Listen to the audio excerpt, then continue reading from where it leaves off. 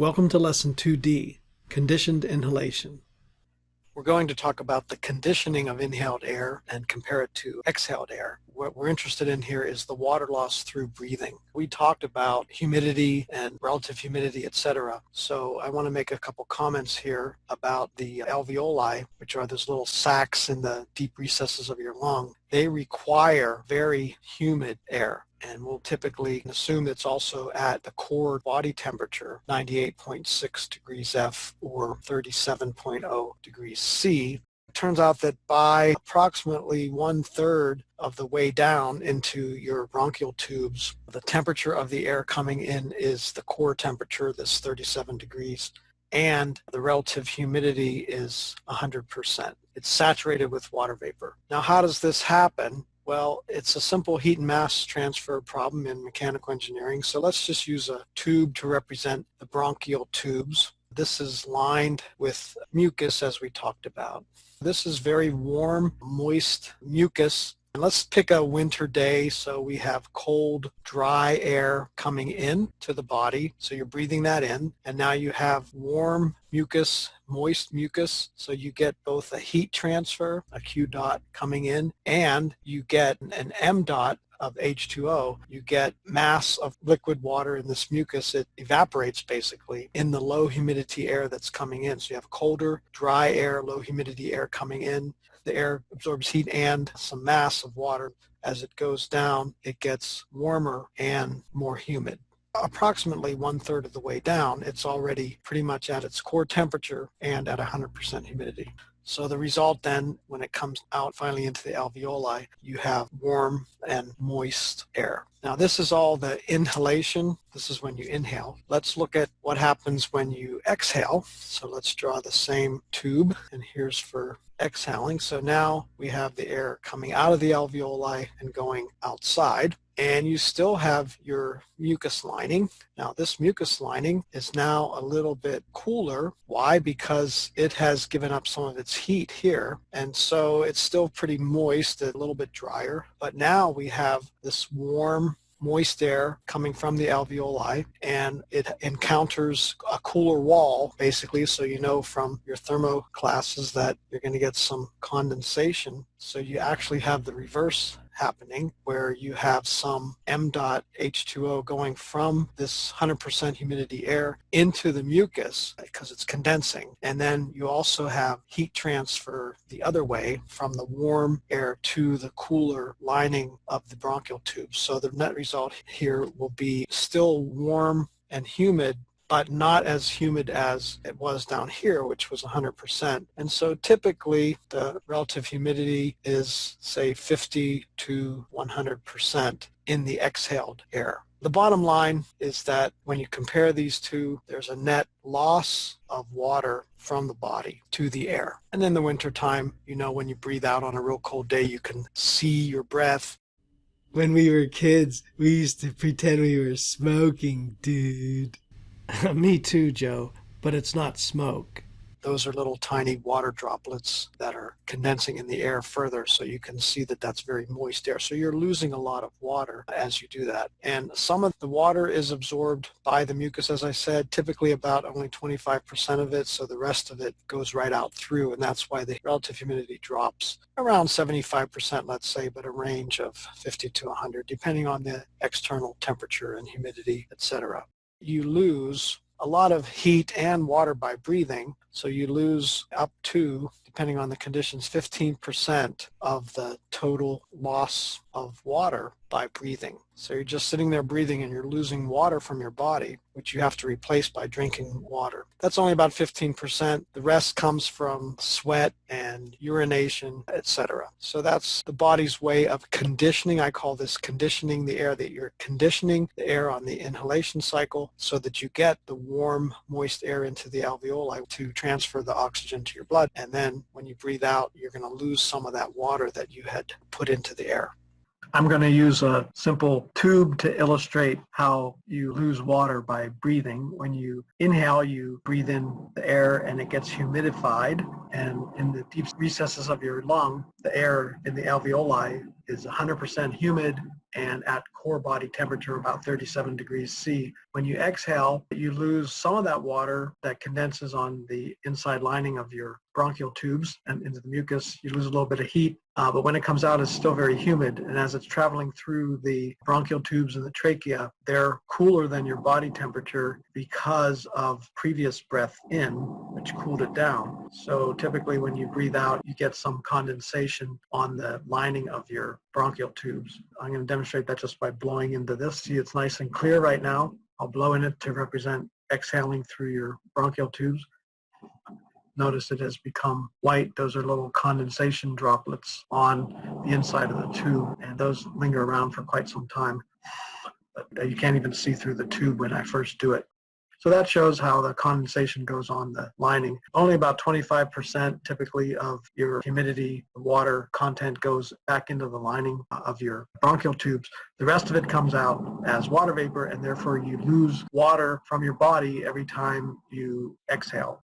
Let's do an example problem. This is a case of a man walking on a hot day in Arizona where it's dry and hot. So it's 35 degrees. I give the pressure, atmospheric pressure too, and relative humidity of 10%. And then when he exhales, he's a little bit lower than body temperature. So it's 30 degrees C, same pressure, and relative humidity is high. Let's call it 85%. Let's estimate the total volume of liquid water. Now we got to be careful here because it's water vapor that you're breathing out, but we want that to convert that to liquid water so we can see how much is it, a gallon, is it a liter, etc. per hour. We want the rate, water loss per hour. The first thing we're going to do is look up in the table that I have on the internet, PV or PSAT, saturation pressure or vapor pressure at these two temperatures. So at 30 degrees C, we look that up, it's 4.246 kPa. This is on the exhale. I'm going to call that subscript EX. And then at T equal 35, this PV is 5.628. Remember, PV increases with temperature. So this is the inhalation value. I'll subscript that IN. We also have a conversion equation that I gave you before and is on the equation sheet. CJ to convert to mass, concentration from the mole fraction, Yj times P over T, Mj over Ru. This is for a gas. And so we have that equation. We also know the definition of RH, relative humidity, is Pj over Pvj. I'm going to use J instead of water. I'll use those interchangeably. All we care about here is water vapor and water liquid. We also know that Yj, by definition, the mole fraction is Pj over P. And so we can use the Pj from here. So this is RH, Pvj over P.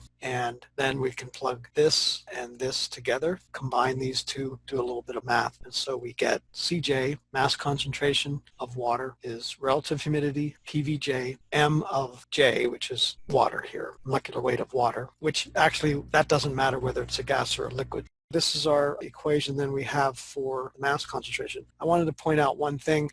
I gave you P here, and if those were different inhale and exhale, we'd have to do some further analysis. But in this case, for the inhaled air or the exhaled air, these P's here cancel with the P's here on the numerator and denominator. So the P has dropped out, so I didn't really need to give you this information. And this is just a side comment, one of the reasons why I always stress to work in variables as far as you can, because sometimes nice things happen like variables drop out. Sometimes we may not even know P, but we can still solve this problem. Okay, also recall that for a species J flowing in a gas mixture, m dot J, so the mass flow rate, not the bulk, but of the species, is Cj times Q. And that's what we're getting at, because if we know the volume flow rate of this guy breathing, and we know the mass concentration, we should be able to get the mass flow rate, and then we can quickly turn that into a volume, just knowing the density of the water. So we're aiming for this. So this is for either the inhalation or the exhalation. Now the question is, which do we use for this Q? This is the volume flow rate of breathing. Do we use the tidal volume flow rate or the alveolar volume flow rate, QT or QA?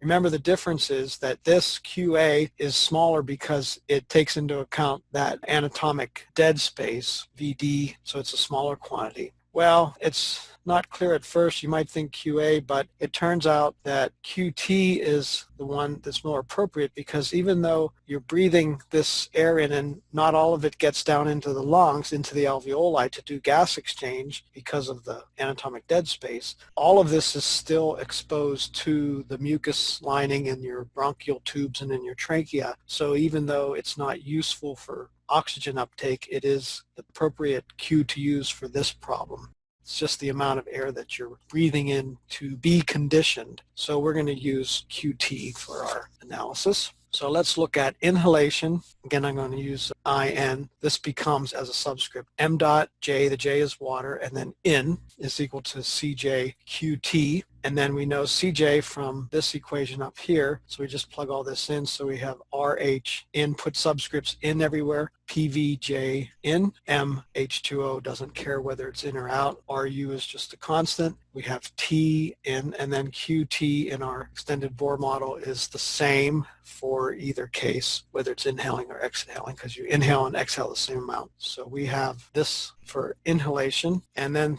for exhalation, we can do exactly the same thing. M dot J EX is just replace the ins with EXs. So this is just PVJ EX, MH2O over RUTX, and then QT. So we have the mass flow rate of water exhaling and the mass flow rate of water inhaling. The net mass loss rate, these are rates, mass per time, would be equal to what you exhale minus what you inhale. And so I have that final equation on the next page, which is here.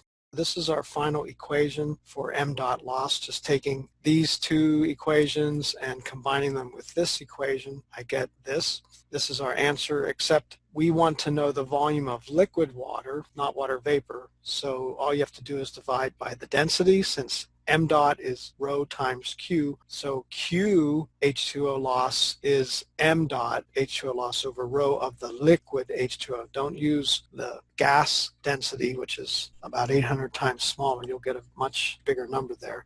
So this is the volume loss of liquid water. So this is our final equation in variable form. All we need to do is plug in the numbers. And so I have this table. I just copied this. We consider this guy, if you go back to the problem, he's walking.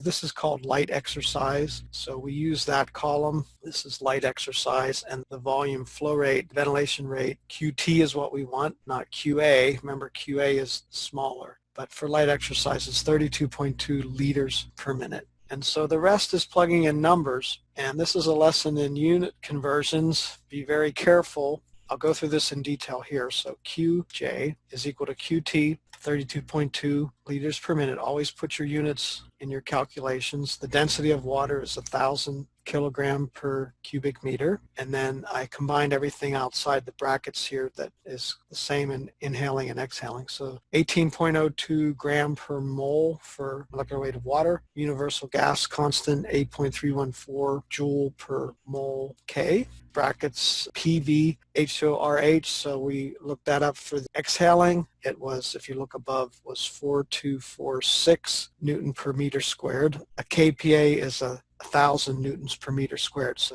I'm just doing some unit conversion here to make my life simpler. RH, relative humidity of the exhaled air, was 0.85. And the temperature, you got to use Kelvin. So that turns out to be 303.15 K. Don't put C in there or you'll really mess yourself up. Minus, and then same thing for the inhalation. The pressure, PV, saturation pressure or vapor pressure was 5628 Newton per meter squared. Again, I multiplied by 1,000 times 10. By the way, I'm also using the number for relative humidity, even though it's given as 10% and 85%, I'm using 0.1 and 0.85, so I don't mess up my units there either. And then this, the higher temperature was 308.15 K. And then the rest are unit conversion, 60 minutes per hour, and that joule is a Newton meter, and a kilogram is 1,000 grams. If you go through all the units, you'll find that the only thing left is liters per hour, which is what I wanted. So when you plug in all the numbers, 0.0422 liters per hour is my final answer. This is a liquid water. So that doesn't sound like much, but if you did this for 24 hours, you multiply this by 24, you get 1 liter. So you're losing 1 liter of water just by breathing if you do this kind of light exercise for a whole day in this kind of weather conditions. If you do heavy exercise, it makes that go much higher, because if you compare light exercise, moderate exercise, heavy exercise, you see these keep going up quite a bit, more than twice as much for heavy versus light. So that's how you do these kinds of problems. Thank you for watching this video. Please subscribe to my YouTube channel for more videos. 1, 2, 3. That's all there is to it.